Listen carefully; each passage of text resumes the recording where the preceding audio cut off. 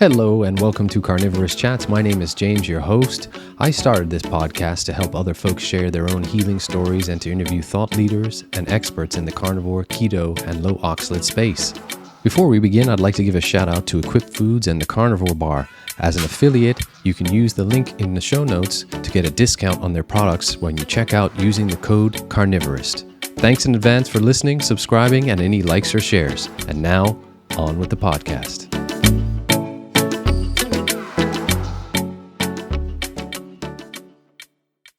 Hello, everyone, and welcome to Carnivorist Chats. It's your host, James. I am honored today to be joined by Tamar Licalzi. Tamar is a personal trainer. She's been a model. She's a carnivore, and she's also a lifestyle coach. But also, more recently, I listened to her on an interview with a mutual friend who I met recently at KetoCon, Dr. Robert Kiltz. She had such an interesting conversation with Dr. Kiltz that we both agreed we had to get together and do this chat today. Tamar, welcome to Carnivorist Chats. Hi, James. Thank you for having me. I appreciate it. The pleasure is all mine, Tamar.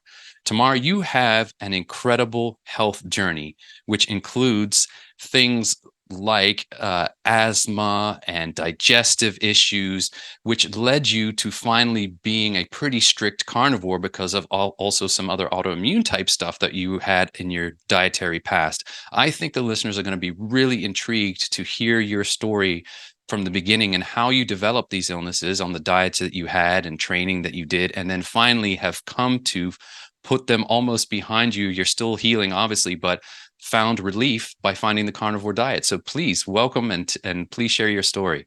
Thank you. It's kind of a long story, but I'll try to start from the beginning.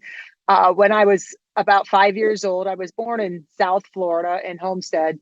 And my dad was a nuclear reactor operator at Turkey Point, and my mom was a stay-at-home mom, and she was able to homeschool my brother and I. My mom was the pioneer to get homeschool legal in the state of Florida back in the early 80s because they didn't want to send us to public school down there because it was kind of dangerous in South Dade County, kind of like gun metal detectors in the classrooms and stuff like that. So South Dade County was never a great place to grow up. So she wanted to homeschool us. So being that she was around me all the time, even though I wasn't around a lot of other kids, except for when I went to church on Sundays, I was always getting sick, and I was mostly stuff with my lungs. And I had to go to the University of Miami a lot and get testing done. And one of my doctors was an allergy specialist where I had to get all these different shots, and an immunologist.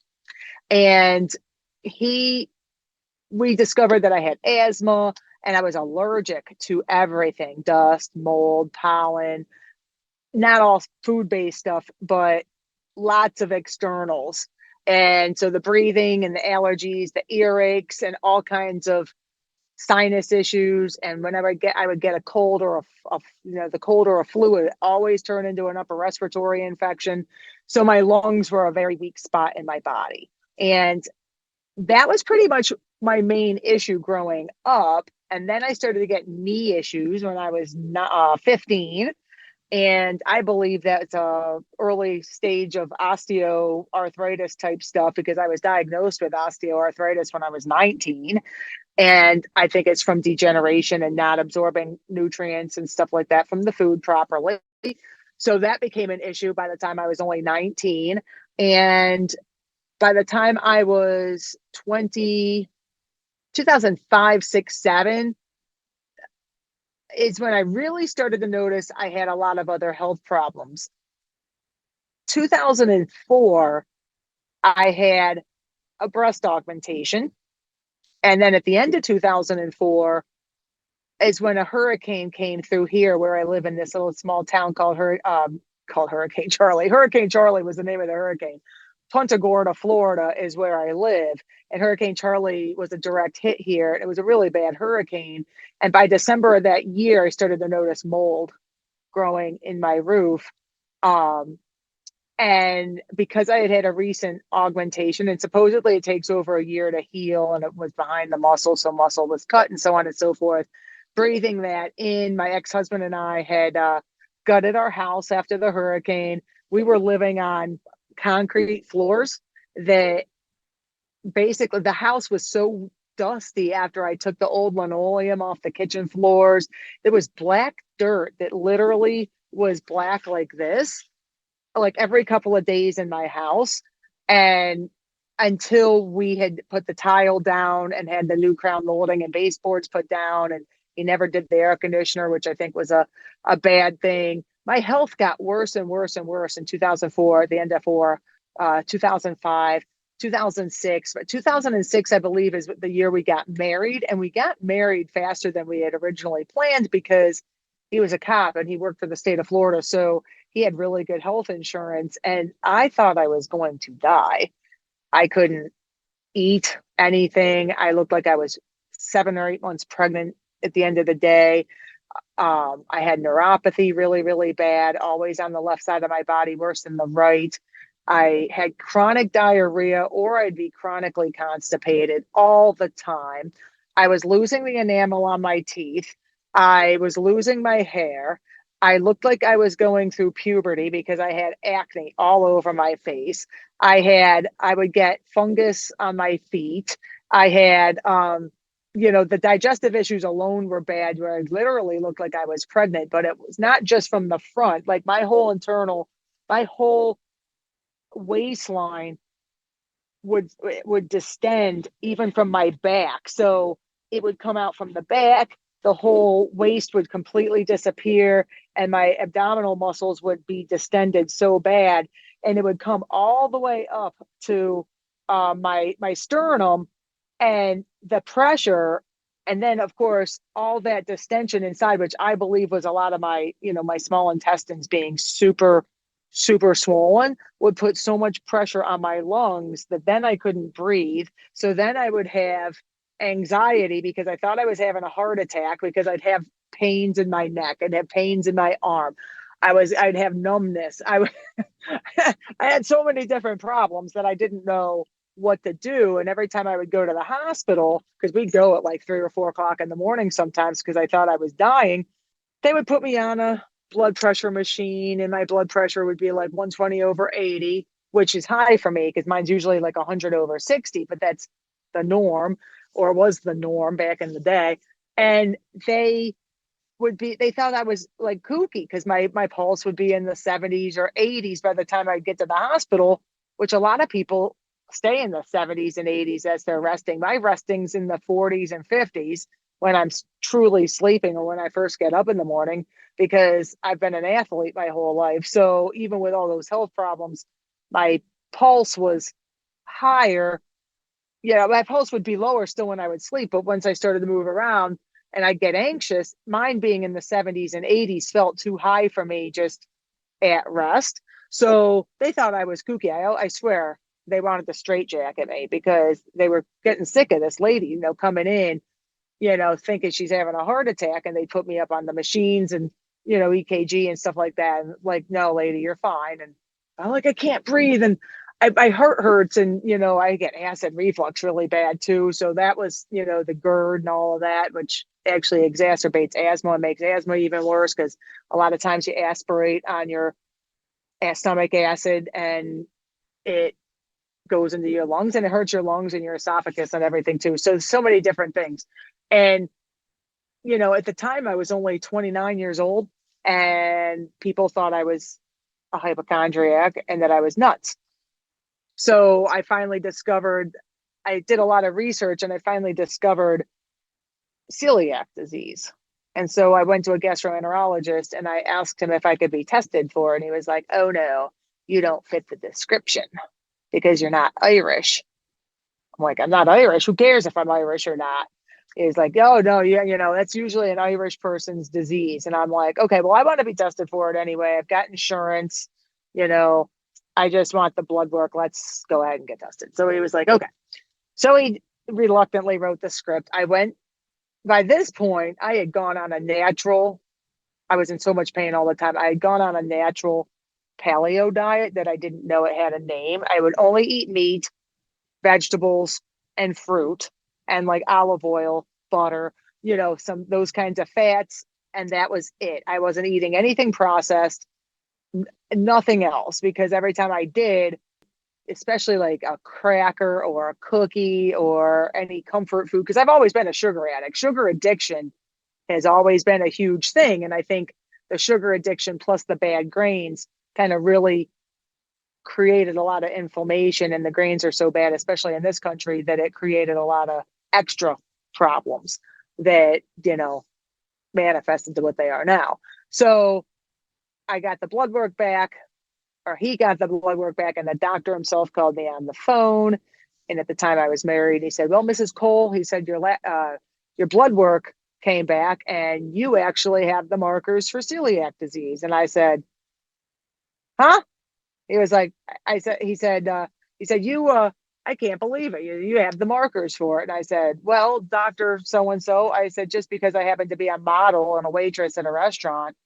I said, "So what's the next step?" He said, "Well," he said, "we have to scope you." I said, "Okay, well, that's an endoscopy." He said, "We need to take biopsies of your small intestines." And I said, "How many biopsies do you have to take?" "Oh, 8 to 10. I said, "Well, is that dangerous?" And he said, "Yes, there's always a risk of internal bleeding, when you have to take chunks out of the small intestine or anywhere." And I said, "Oh." I said, "Well, how accurate is that?" He said, 99%. I said, "How accurate is the blood work?" He said, 95. I said, "I think I'm good with the 95. Peace out. I don't need 4 extra% to confirm that I'm a celiac or anything ridiculous like that." Like, I already got the markers back. I have, the IgG or the IgE, I think it was IgE antibodies were still super high. And I hadn't eaten gluten in at least a week, because by the time I gotten the blood work and gotten the testing done, I could only safely eat, like I said, meat and vegetables and fruit without having adverse reactions and feeling literally horrible and swollen. I would blow up and gain like 25 pounds of water weight in a matter of like 30 minutes. My legs, my ankles would swell up bigger than my calves. I mean, the whole body would swell up. It was super uncomfortable, and it would take days for it to go away. So, gluten free worked for a long time. That was 2007 till about 2013. And the sugar addiction always stayed in the gluten free life. So then I was still eating gluten-free pizza, gluten-free cookies, and gluten-free pasta. But my thing wasn't so much the food, carbs from the food. It was more so finding carbs that were sugary, cake icing, candy, M&Ms, chocolate chips, whatever, whipped cream, anything that was smooth and creamy, ice cream, coconut milk ice cream. Texture. Fat has always been a thing. I love fat. I love the smooth creaminess of fat. And then when it was coupled with sugar, of course, I liked it even more. And so a lot of gluten-free stuff fell in that category. At the time, I still wasn't soy-free because I wasn't having obvious issues with soy and corn-based stuff, which is in a lot of gluten-free things. So then more problems started to manifest in 2013. To the point where all my gluten-free stuff wasn't working. And okay, so from 2007 to 2013, in that time span, I was doing a lot of bikini modeling and fitness modeling, and I had competed a few times and had done relatively good, was nationally qualified. I was kind of stuck in the body frame between being figure and bikini, too muscular for bikini, not muscular enough for figure in the bodybuilding world. So I always had to kill myself trying to lean out and get small enough for the stage, because I was natural and I wouldn't take drugs. I had to exercise for 3 or 4 hours a day, at least 2 in the morning and at least another hour and a half at nighttime, endless hours of cardio. So I killed my thyroid with doing excessive amounts of training to get as small as possible for the stage. And of course, the diet being so restrictive, and I was a carb addict. On my once a week cheats or when I wasn't competing, I would overeat copious amounts of sugar. Like, I could go to Publix, which is a grocery store chain in the Southeast United States, and they have the best cake icing. Far surpasses Walmart and Winn-Dixie and Kroger and all these other grocery store chains. Their cake icing is amazing, actually. And the buttercream. And I could order it from them at the bakery a pound of it. And then I would buy like a pound of M&Ms, and I could literally sit there and eat it all like ice cream while watching TV, and I get nauseous and sick to my stomach. And it was so bad, the sugar addiction, that I would sometimes throw it away. And at the end of the day, I knew it was in there. And because it was in a plastic container, I kind of justified it, even though maybe other garbage had gone into the can. I would even pick it out of the garbage can. Because like my own garbage, I'm like, and nobody else. I lived with my ex-husband, and then we got divorced, and then I had a boyfriend, and he was good with my diet, and he understood gluten-free and everything. And he was a food addict as well. And so was my ex-husband, who was in excellent shape. I mean, I think it's a human nature thing to be a food addict. I think it's a very common thing. Mine just was sugar. I never liked alcohol, by the way. Alcohol and me did not get along, probably with my genetic SNPs, with the MTHFR SNP, and I don't detox properly and stuff anyway. So alcohol always made me feel really bad for a long period of time, but regular sugar, I could kind of rebound from that. I could overeat it, have the high, have the crash, eat a little bit more. I could even manage it and go a week without indulging. And then I would really fall off the thing. So the competition world diet of constantly starving yourself, overtraining, not getting enough carbs, not getting enough fat either, eating 5 and 6 and 7 times a day. It was a constant yo-yo on the whole insulin thing and everything with the body. And so you just jones for it. And then if I got mad, if I was sad, if I was happy, I rewarded myself with sugar. It was always sugar, cake icing from Publix, and M&Ms and whatever else I wanted to flop in there. Sometimes potato chips and icing, scoop it like a salt and sweet. It was just whatever I desired that day. So I was killing myself even more with doing that, just as much, destroying my gut. And because of the modeling, this is going to get a little bit TMI. I don't think I've admitted this before on anybody else's podcast. I would use this awful tea called Smooth Move. I would purposely drink extra tea in order to eat the gluten-free pizza and whatever, and then the sugary stuff. And I would purposely give myself diarrhea to try to void it out of my system without absorbing all of that stuff. You know what I'm saying? I'm sure you still absorb some of the sugars and everything, but it was like, it was like having bulimia, but without the throwing up. It was more like diarrhea, like forced diarrhea. And I believe that really wreaked havoc on my small intestines, drinking that tea once a week, because I was such a food addict and I felt like I had to get that out, because my stomach, even with the gluten-free stuff and everything, would still get really bloated. And I'm like, oh my gosh. And so and I never had a problem going to the bathroom. Like, it's not like I wasn't regular, because I was eating vegetables and all this other stuff. So I would go to the bathroom usually at least 2 or 3 times a day, but I figured out that I could force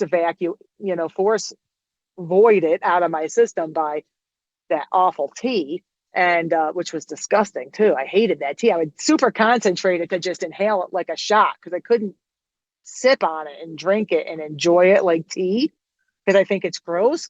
And literally by the next morning, at least 2 or 3 times, I'd have wicked explosive diarrhea. And then I felt in my brain, okay, well, it's out of my system, and I'm okay. Because when I was younger, when I was in my teens and 20s, I would over exercise.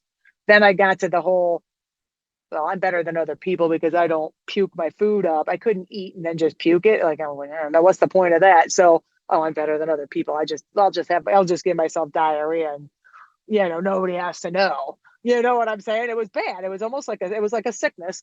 So that's when I came across the ketogenic way of eating, because gluten-free and paleo weren't working, because paleo was just as bad as gluten-free. I did do the paleo for a while, from 2011 to 2013. And all my paleo food was still really bad, because I could literally drink a bottle of maple syrup. So when I went from gluten-free to then paleo, I still found the paleo approved sugars and was making all kinds of paleo desserts and stuff and whatever. And then I got away from, then that wasn't working anymore. So then I went to keto. So I went super high fat, and I fasted. Well, first I fasted for 5 days, which was torturous. And then I was eating a lot of chicken and a lot of broccoli but I would only eat once a day, and I was doing intermittent fasting, and I would eat a lot of fat. And I would eat a lot of fat during the day, like butter and my coffee. And then I'd have one big solid meal at nighttime, which was either meat, some sort of meat of some kind, and some sort of vegetable. And that worked for a long time. And I was in really good shape. And I'm telling you, I was lean and muscular. I was lean and muscular. And that was just from the way I ate. And then another major event happened in 2014 where I had done some things that I'm not proud of as far as relationship wise. And had to be humbled big time because and I've never been arrogant, just to make this clear. I've never been arrogant and thought that I was better than other people. Never thought I was all that in a bag of chips when it came to like my looks or anything. Like other people have always told me I was pretty and, my modeling pictures were always pretty. I never saw myself for what other people saw. I actually always saw the girl that I thought was the ugly duckling in school. And yeah, makeup and stuff made me look better and my body was decent, but I never thought facially that I was pretty. So sometimes I was like, oh, girl, you look good today. Oh, you're cute. You look cute today, and stuff like that. So I never really thought super highly of myself, but I still kind of had myself in a position of my intelligence. For one thing, I always prided myself on that more, my work ethic, and my body, was the physical body, the way I looked was always kind of like a god to me because I took such good care of it and it looked good even as I was getting older and I was 100% natural, that I had all this muscle. I got all that naturally. I didn't have to take anything or anything to have the body that I had. So I was kind of a little arrogant about that kind of stuff. And I still needed to be humbled. And I lost everything. And I gained like 25 pounds. It was very uncomfortable. And I'm 5'10", so I'm not short. I'm not a short girl. And I usually hover between 155 and 165 is my natural body set, where I'm in good shape and I still look muscular and relatively lean. But let me tell you, me at 185, I looked like a linebacker. Well, I thought I looked like a linebacker. My shoulders were big. I was still built the same way, but I was a lot thicker. My legs were super thick. They rubbed together almost down to my knees. My glutes were huge. I still had the same shape, but it was so uncomfortable having that much extra weight on my body that all this turmoil and all this stuff killed my thyroid, stress out the yin yang. I couldn't, it was horrible. I was so like in so much physical pain, but it kind of needed to happen because I needed to humble myself I needed to be humbled to where I had no recourse, nothing to distract me, no humans to distract me, no men to distract me. Um, my body couldn't even be a distraction because it was so far gone in such a short amount of time that I had I had no money. I literally had no money. My stepdad had to rescue me. I had to live with him in Tarpon Springs for a few years. I mean, for a few months. And I needed to learn how to be alone. And I needed to dedicate my life back to the Lord because I was just all over the place with things that just were not of my character. And no drugs or no pornography or anything like that, but it was still stuff that I don't pride myself on. It was still hurtful to other people and stuff like that. As a story for another day, but I needed to get humbled. I learned that I didn't need validation from other people about the way I looked. And that I also learned at that time, because I didn't know it was going to take that long, but from 14 to 2018, it took me 4 years to lose 25 pounds. Because my thyroid, the stress, I finally had lived on my own for the first time at 37 years old, to have to literally learn how to take care of myself, live on a super limited income. I had to trust God for everything, which I should anyway, but I literally had to learn to trust God for everything. And some months I only made like $1,500 and literally had no money left over to even buy extra food or anything for that matter. And some months I made a little bit more. And it was a cycle, and that was super stressful. So that killed my thyroid. That killed my adrenal glands. There were so many different things. Keto wasn't really working for me anymore. And at that point, I'm like, oh my gosh, what am I going to do? So I just tried to stay keto and worked out, and learning the whole 25, that whole 4 years of losing those 25 pounds, it gave me a much greater empathy for people, because that's when I really transitioned into being a personal trainer, because people actually liked the way I looked. I didn't, but everybody where I was living in Ocala, Florida, they called me the stallion because I was thick. It was surgery body. I had no problem getting dates. Like, I could have dated anybody that I wanted to. The dudes were like, thought I was the greatest thing since sliced bananas. And the ladies all wanted to look like me. That was just, that kind of happened naturally because I wasn't fat. I still was muscular. Like, you could still see my abs and everything. I was just a much bigger version than what I am even now. It was uncomfortable to my joints. I hated it. I still thought I looked like a linebacker. So I'd only look at myself in the mirror from here up. I'd only put my makeup on. I'd take a quick glance of my clothes to make sure everything looked okay. And then I'd run out the house and personal train people and exercise myself and try like heck to try to get the fat off and the size and everything else. And it wasn't until I moved back down here where I live now in 2018 that I was living in black mold there in Ocala as well. And it kept me chronically sick. Mood. And this story is so all over the place. I hope people can stay on track with it because it really is all over the place. But this is how my life was. I mean, there was black mold everywhere. I couldn't digest my food. I had gone through Hurricane Irma, which affected the whole entire state of Florida in 2017. It made my house even moldier. And Ocala is a different topography than down here on the coast because it's in the center of Florida. It's hilly. It's different types of trees.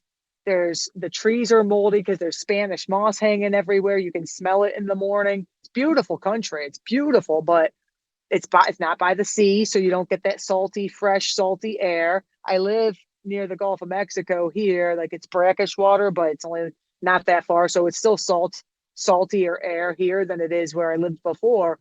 It's a lot purer here. And literally all that weight when I moved back down here I moved back down here in September 18. By March of 19, I looked like a different person. I looked like the person that had left this town in 2014 before I gained all that weight. So it took me 6 months to get it off once I moved home. And I love it here.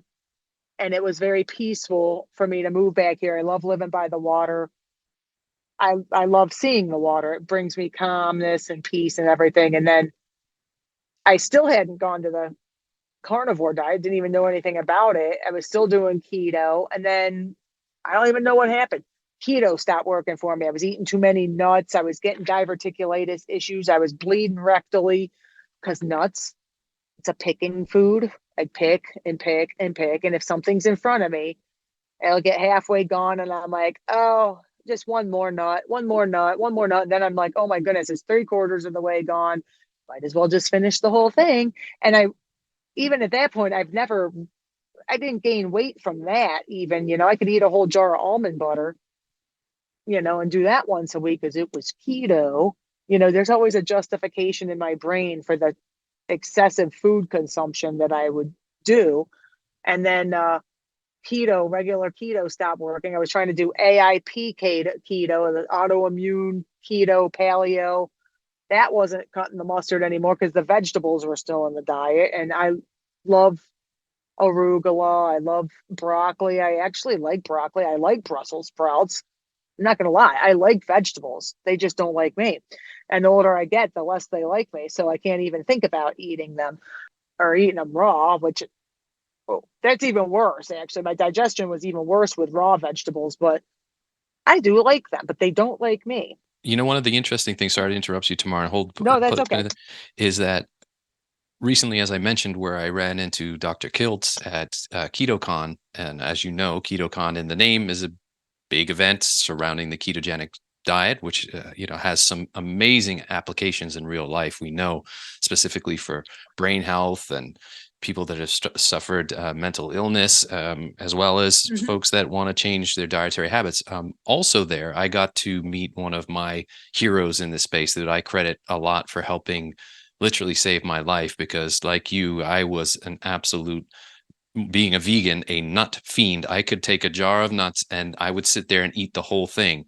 Nut butters, nut based stuff, big in the vegan space, big in the keto space. And that was Sally Norton. And Sally Norton, as you probably know, is the lady who teaches us about high oxalate and almonds specifically. Like you and I were downing the almond nut butter crazily, and almond milk. I was drinking almond milk. And again, that just exacerbates the gut issues, because these oxalate crystals, as you know, can cause severe GI upset. Your story is so crazy. And you say, I'm following along here, listening to you. It's unbelievable. So now we're at the point, I know that at some point, and I don't want to steal your thunder, but that you came across Brian Johnson before he became the Liver King, and Ancestral Supplements came into your life. Is it about this time? It was in 2017 when I was still living in Ocala, when I was dealing with the mold issues really bad after Hurricane Irma. And through Instagram, I came across Ancestral Supplements, and I believe Brian must have been the main person running that at the time, because he would send me emails and it would be from him on Instagram, and then he sent me his email, and he is a very generous person, and he sent me the thyroid, the pancreas, and the adrenal, I think the first time, and then he sent me thyroid and pancreas a couple more times just to kind of help me out, because I literally in Ocala, I made money, but I didn't make any extra money to set aside any extra money, if that made sense. Like I was always able to pay my bills, eat, and that was it. Like once in a while, I could buy a new pair of leggings, at like Marshalls or something for $20, because I just didn't have extra money. And I worked a lot in Ocala, but I didn't charge as much money there as I do down here, which inflation and everything else. And I don't charge ungodly amounts of money for personal training here. It's just a little bit more. And I have more clients here than I did there that are consistent, which I trained like 400 people there, but some of it was more turnover, but some of them were very consistent too. And I'd always be grateful for them. But that was like 8 years ago. I mean, personal training is going to have to go up, obviously, with inflation and stuff. So, I mean, I still charge a lot less than most people charge for personal training. So I should be making even more money. But anyway, so at the time I was, a lot more broke. So Brian sent me a lot of his supplements, and then I kind of got on board with them and I just promoted, not even being an affiliate or anything like that, because I really started to feel I would feel a difference when I took them. And I know some of the doctors in the carnivore space don't believe in them or agree with them, but they don't necessarily have autoimmune issues either. Some of these people did this for other reasons. They might have been getting sick or not feeling great, but they didn't have Hashimoto's thyroiditis, celiac disease, asthma, diverticulitis, Sjogren's, Raynaud's. I don't pronounce Sjogren's properly. I never know how to pronounce that. Raynaud's, adrenal issues, and many other side effects from autoimmune issues like I did. I just want to touch on that quickly, because I made a post when I first became on Instagram myself talking about supplementation and the carnivore diet. And yes, we all know that eating a carnivore diet definitely gives you all the nutrients you should need. But as you so rightly said, it's those of us that come from a dietary background, a past where we have autoimmune issues, we have a compromised digestive tract where we're very, either like in my case, emaciated, yours where you were bleeding, I was too. Supplements can be very, very beneficial. And like you, I found Ancestral Supplements to begin with, and I took their digestive one, as I know you have too. And I found benefit because, and another thing is, we don't have in Bermuda a great access to organ meats here. I mean, living in the US, you do, but here I don't. So I still take a desiccated organ supplement as an insurance policy every day. I really strongly believe in that. And I know that I'm still healing. I'm still healing my digestive tract, as are you. And I found them beneficial. And if you're coming at it from a relatively healthy position, sure, you should be able to, and you're digesting your food properly, sure, I really appreciated your stance on that, because there are a lot of people out there that say it's ridiculous and not, but it's not ridiculous for everybody. I don't think it is. My mother has digestive issues herself slightly. She has some of the same autoimmune issues I have. And my mom and I decided to move back down here together and share a house. So she lives exactly the same way that I do with her food. She does not, she's carnivore as well. And she and I both use the ancestral.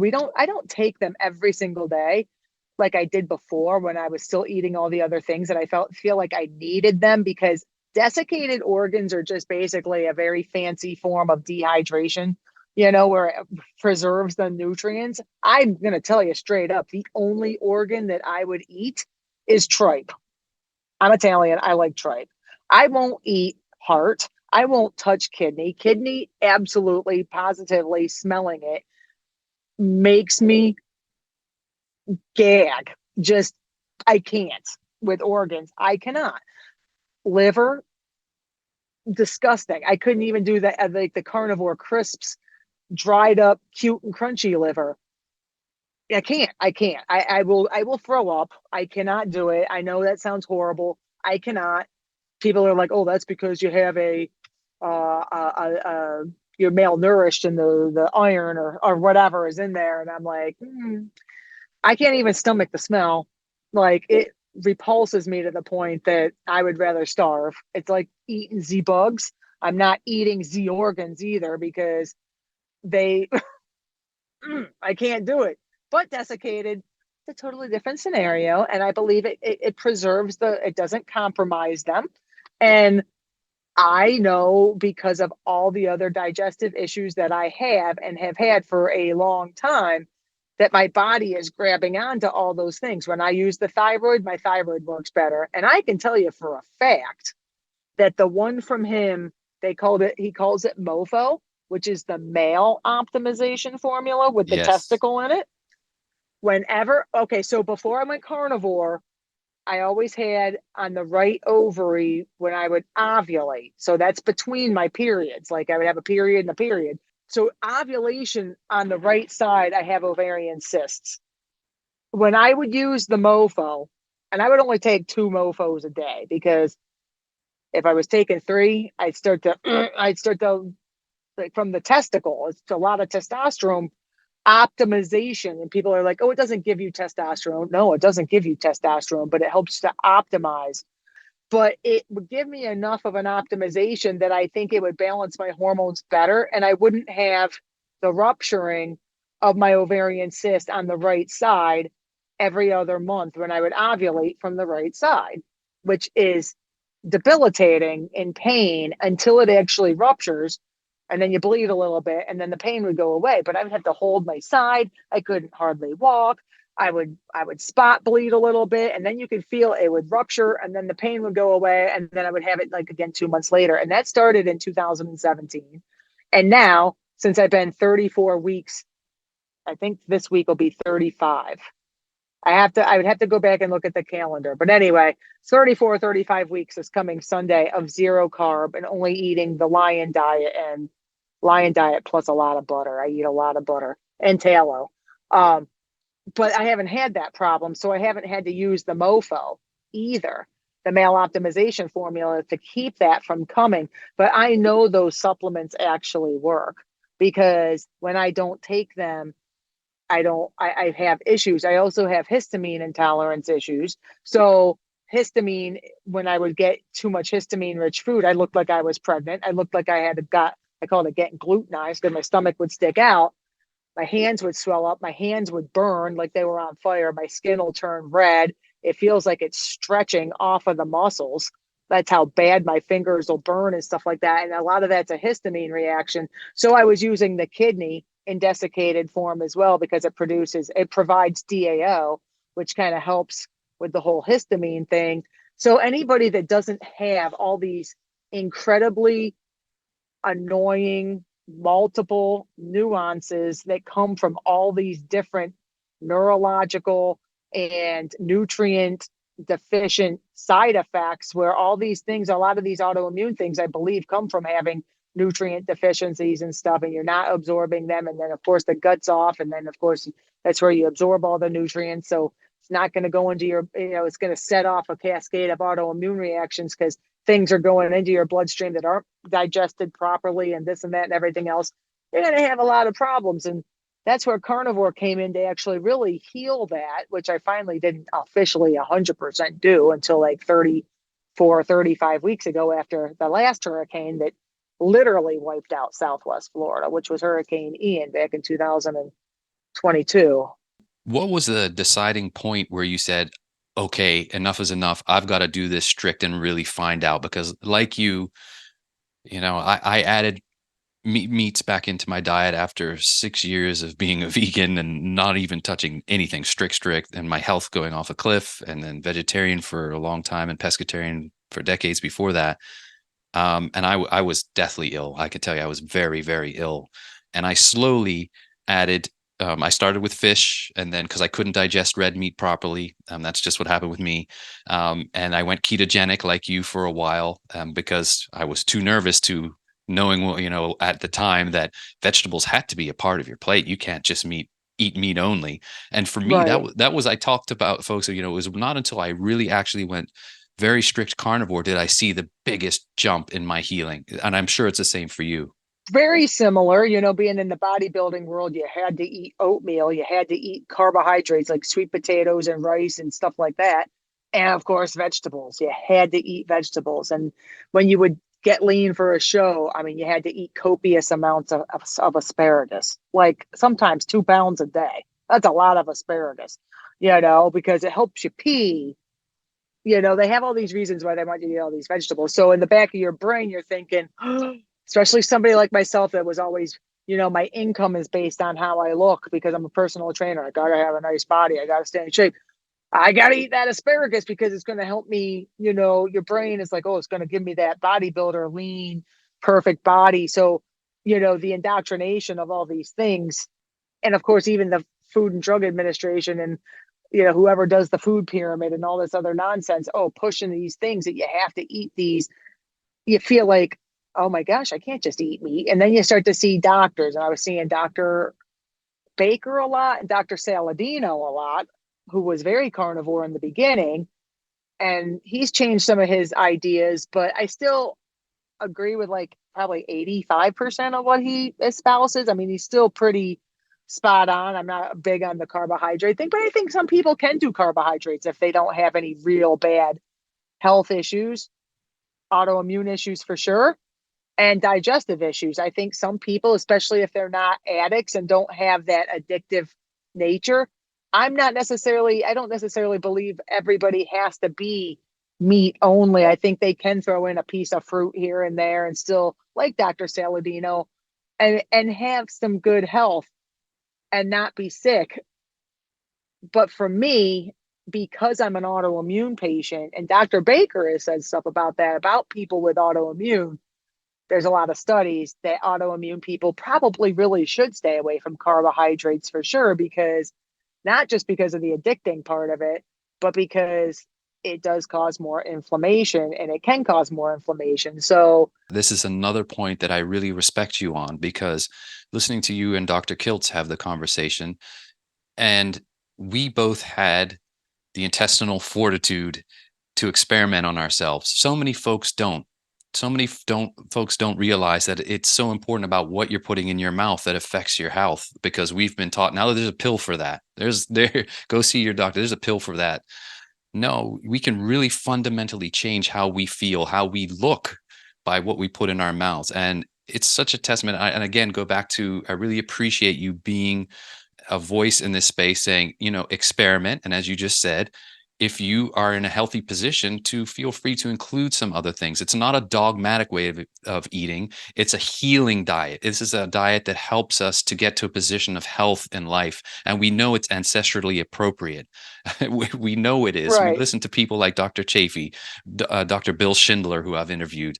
Ancestrally, it is what caused our brain to grow in size, and us to develop as humans, is to include meat in our diet. And I plant my flag in, and I'll let you speak again in a second, around the fact is, if you make animal foods the major portion of your plate and you're in a healthy position, feel free to add them as a side piece, whatever you want. I chose fruits because coming from a high oxalate background, I need to keep something in there to stop the oxalate dumping.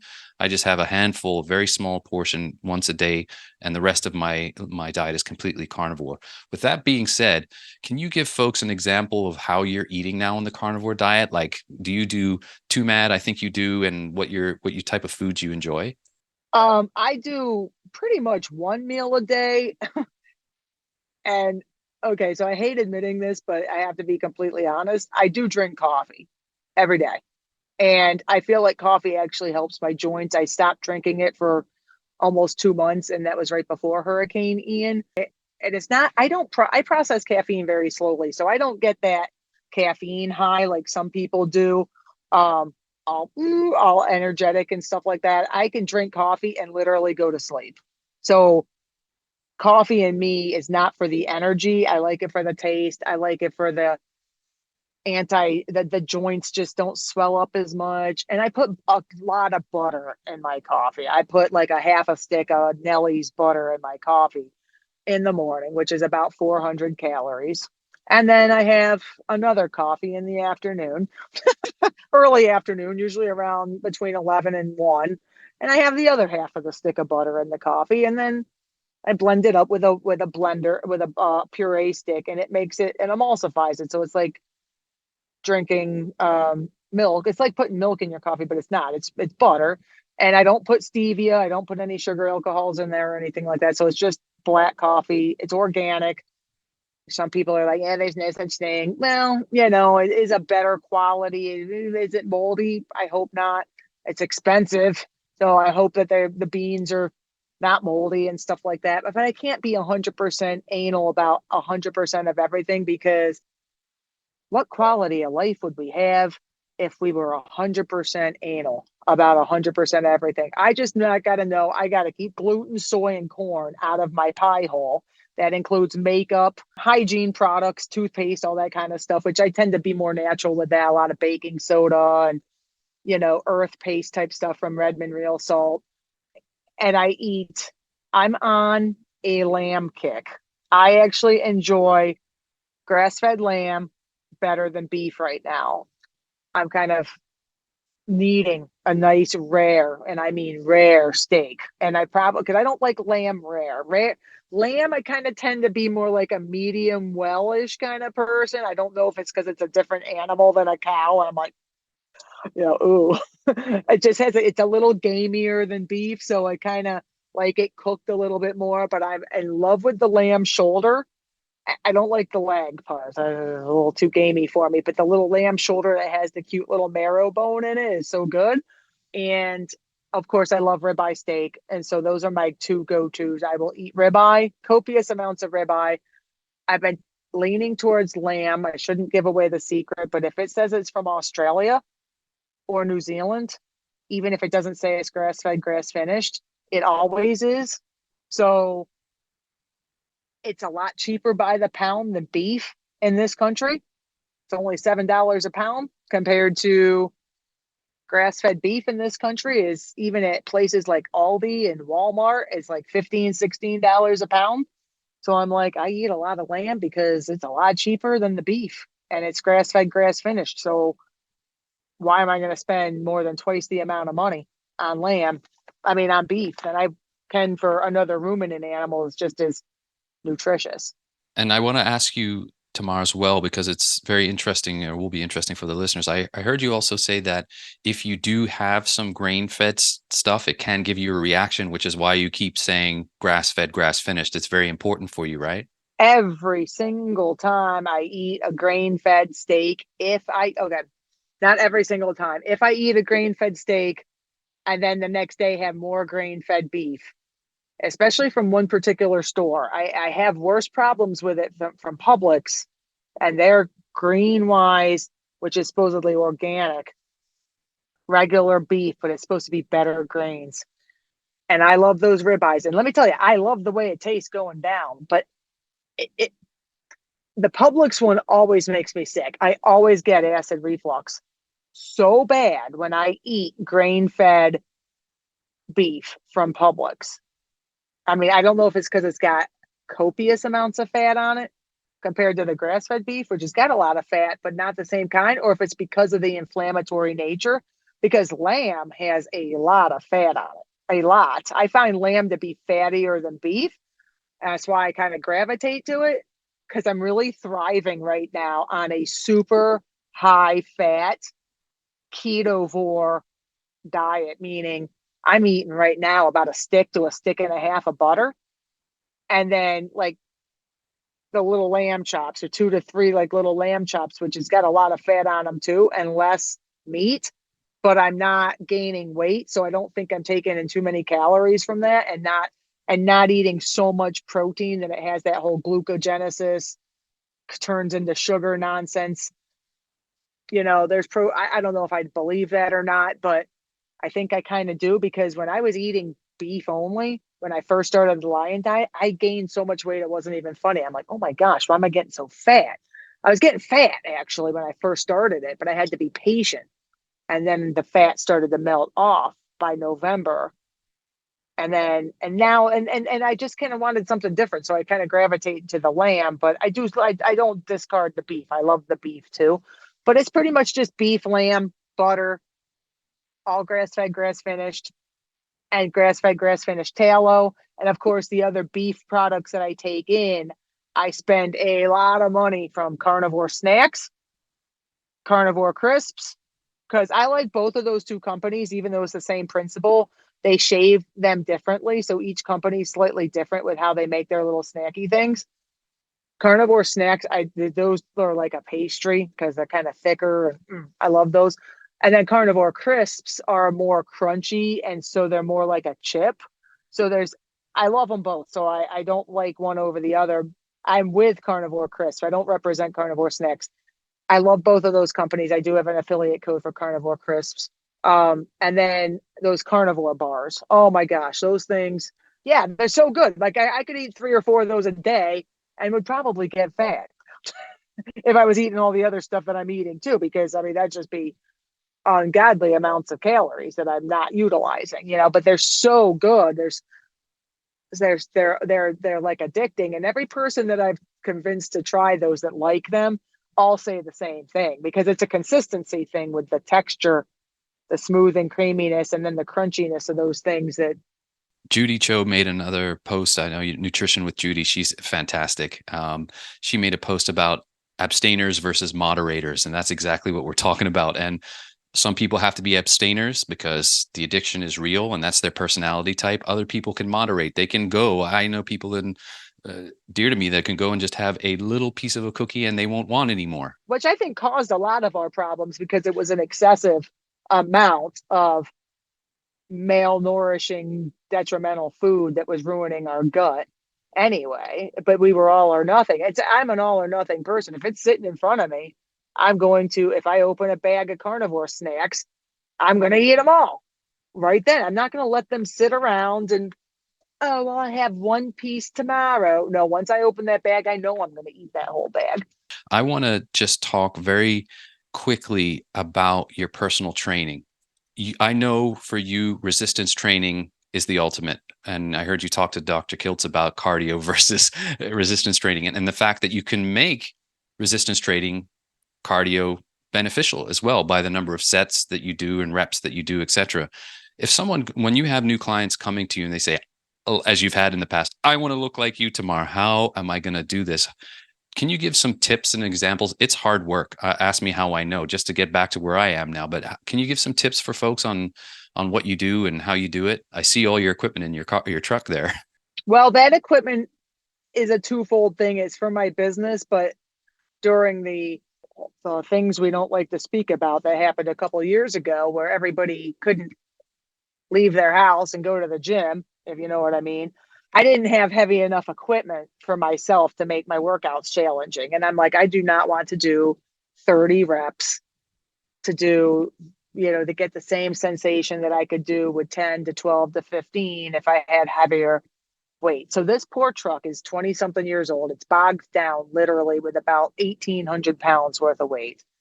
Commercial gym equipment, not cheap stuff from Walmart. I mean, it's commercial gym equipment. I'm very creative with how I work out, but I that stuff I bought the heavy stuff for me. But of course, I am a gym person, so I don't really I like to work out by myself. Like, I don't need a partner to push me in the gym, but I like people to be around when I'm working out. So if I take the same equipment and do the same workout that I would do with a client, where I do it in a private area, it's in a parking garage. I'm looking at it right now. I can see it. It's right across the street. We go to the top, near the top, so it's sheltered and stuff from the sun, so it's not too hot, or we're not going to get struck by lightning.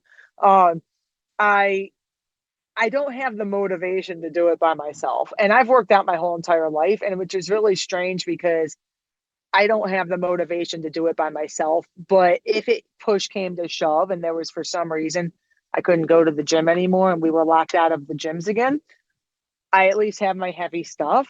And then I would have the motivation to do it because that would be the only way I would get to work out. So it is for me. That workout equipment was all for me, but I use it for my people because I've taught people, and women have come to understand that women don't naturally make the same hormones that men do in the same quantity. Men are more testosterone based, we're more estrogen based. We have both of us have the same sex hormones, but men have more, women have less. You have to explain this to people sometimes. And women don't make the same amount of testosterone, so we're not going to put on and build muscle in the same rate that men are going to at the same rate. And it takes years to put on dense muscle. It's not like it just happens overnight. And once you start putting on the muscle, you end up naturally having a higher I don't like to use the word metabolism, but you do kind of tend to burn fat a little bit more at rest when you have more muscle than when you don't have as much muscle. So cardio tends to strip muscle away, and women will do a lot of cardio thinking that that's how they're going to get in shape, but then they become soft and squishy versions. It's just smaller versions of the same body that they already had. So they might have gone from a size 12 down to a size 6, but technically look the same way because they haven't firmed anything up. It hasn't changed. So I try to tell people, you got to be patient with the fact, especially natural athletes, because I don't train people that are on the juice and trying to compete in the bodybuilding world. I'm done with all of that. More power to other people that want to do it. I don't want to have to go on things to try to be shredded to the bone myself, but I am naturally muscular, and it's like you just have to be patient with yourself, that as you're kind of changing your body composition and you are adding muscle, that eventually you'll start to lose the fat. Because the same thing happened to me when I went carnivore. I was still working out, of course, but I had to let that natural muscle mass that I have all of a sudden in my body start to heal before that fat started to strip back off, because it was kind of accumulating.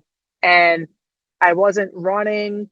And I do cardio. I'm not going to lie. I do separate cardio, but I don't do it every single day. And I don't do it in excess like I did when I used to compete in order to try to get lean.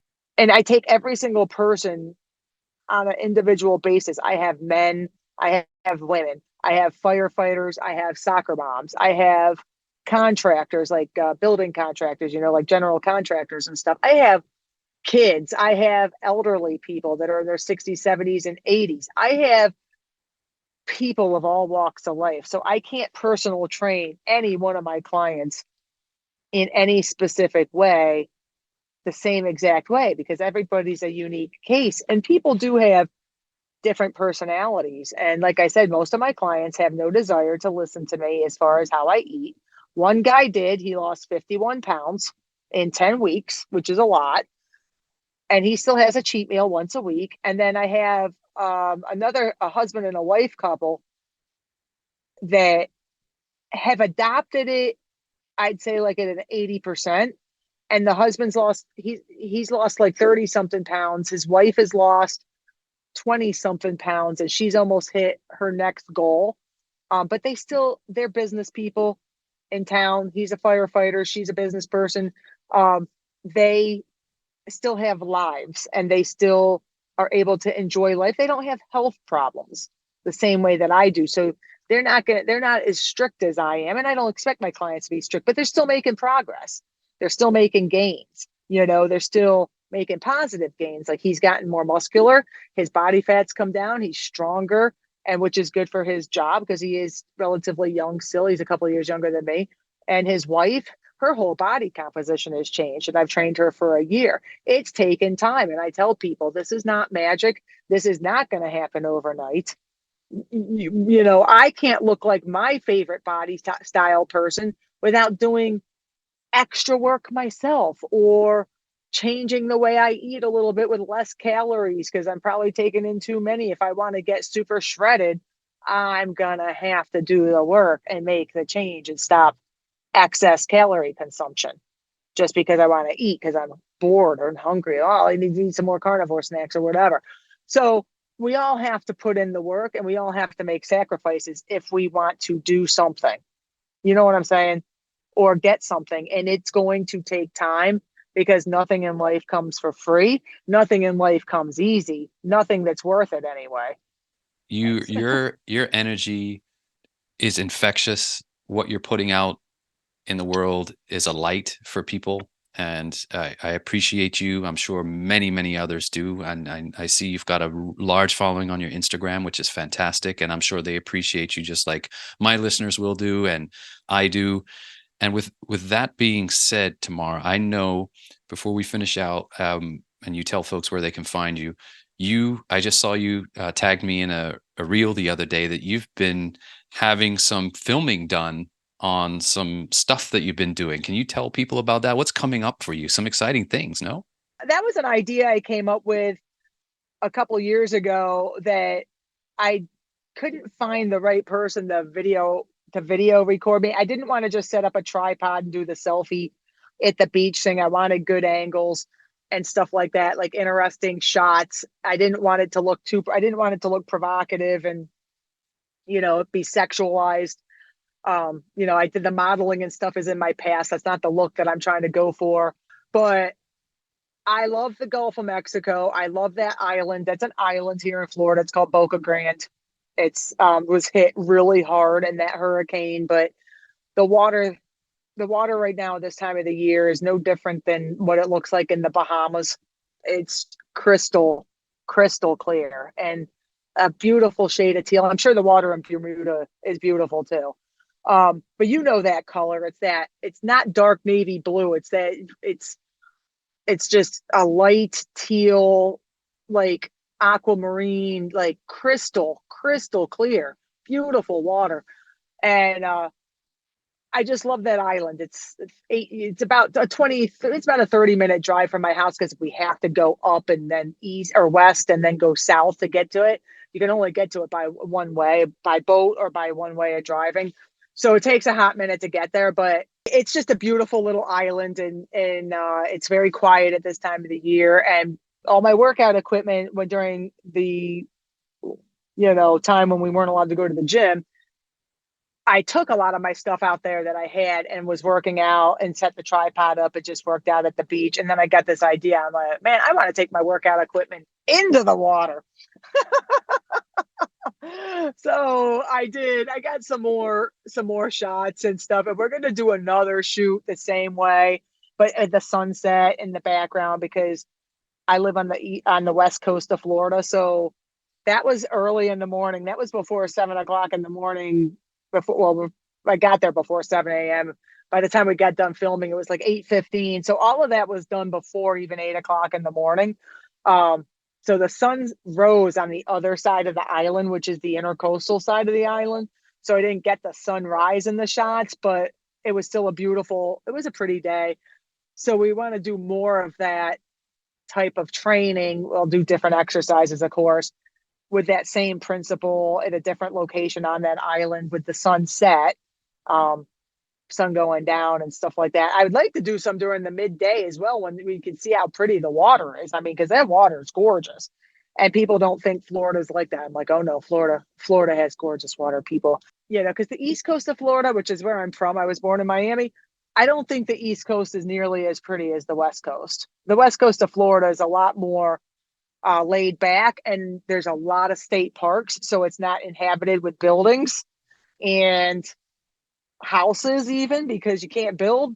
So there's a lot more nature over on this coast than there is on the other coast. And it's getting more populated now, but because people are leaving Miami and coming over to this side because it's pretty and safer. But anyway, it's just a nice thing. So it's kind of fun. It was just an idea that I had, and I never seen anybody else work out with barbells in the Gulf of Mexico or any kind of water for that matter. So it really looks amazing, and folks should go check that out on your Instagram. With that being said, Tamar Licalzi, this has been an unbelievable honor and a privilege to chat with you today. Where can folks find you online? Where can they go connect with you? I do have Snapchat and Instagram. So it's the little @ symbol, TAMARLICALZI. Your Instagram, like I said, is fantastic. Folks should definitely go check that out, and I'll put the link to it in the show notes after this. Tamar, I meant what I said. You're an inspiration. Please keep doing what you're doing. It's been so great chatting with you. I hope we can do this again, because I want to catch up with you, and I want to get into some other details about your journey and really dig down into it, because we got you have an amazing story to share, and I thank you so much. And I just want to say, I wish you the very best, and please stay in touch. Thank you so much. You too. Thanks, Tamar. Have a wonderful rest of your day. Thank you. You too, James. And that's a wrap on this episode of Carnivorist Chats. If you've made it this far, I want to say thank you for listening, and also thank you in advance for liking, subscribing, or sharing this episode. Thanks again to the good folks at Carnivore Bar and Equip Foods. Don't forget to check the link in the show notes to get a discount on their products. And also, don't forget you can book me for a 30-minute carnivore coaching session through Rivero Health. Again, the link will be in the show notes. Until the next time, be well.